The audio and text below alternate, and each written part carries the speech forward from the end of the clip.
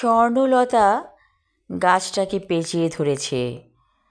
অদ্ভুত সুন্দর লাগছে স্বর্ণলতার গাছগুলোকে। সুন্দর প্রকৃতির মাঝে আবারও হারিয়ে গেলাম। দূরে ধান ক্ষেত, মনে হচ্ছে যেন সবুজ গালিচা।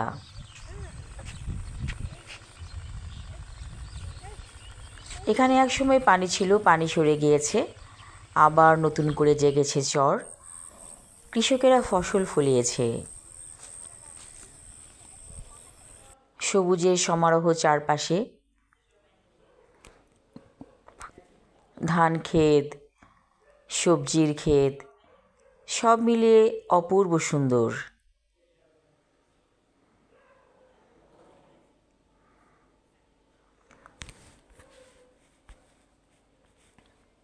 মাটির সাথে সবজির খেলা। নতুন সবজি ফলে মাটিতে, নতুন ফসল ফলে এই মাটিতে।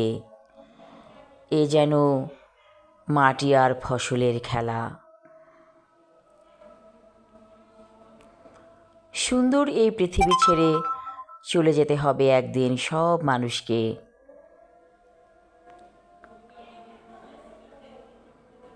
তাই যতটুকু সময় আছে দু চোখ ভরে দেখে নিতে হবে প্রকৃতির সৌন্দর্য। এই যে একটা টিলা মতো জায়গা, এখানে ফসল ফলিয়েছে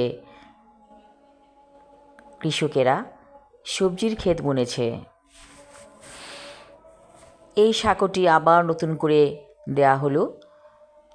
যখন বর্ষাকাল চলে যায় তখন নতুন করে সাঁকো দেয়া হয় এপার থেকে ওপারে যাবার জন্য। আসলে গ্রাম বাংলার প্রকৃতি অনেক সুন্দর। চিরচেনা প্রকৃতির কাছে এসে ভালো লাগে। বুক ভরে দম নিলাম, মনে হলো প্রাণশক্তি ফিরে পেয়েছি অনেক।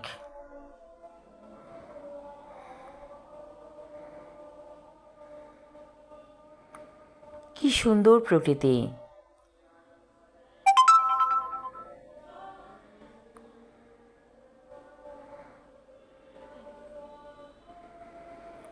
যতদূর চোখ যায় সবুজ আর সবুজ। মাটির রঙটাও ভালো লাগছে দেখতে।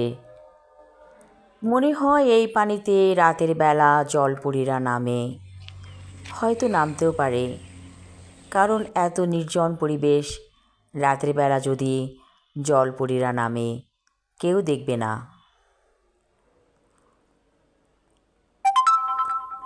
মাঝে মাঝে ইচ্ছে করে জলপরী হতে, জলপরীদের সাথে পানিতে নামতে। ইচ্ছেটা থেকেই যাবে আজীবন। আসলে এগুলো সব কল্পনা। মাঝে মাঝে কল্পলোকে হারিয়ে যেতে ইচ্ছে করে। ভালো লাগলো সব কিছু মিলিয়ে বিকেলের প্রকৃতি। সবাই ভালো থাকুন, সুস্থ থাকুন, এই শুভকামনা করছি। ধন্যবাদ।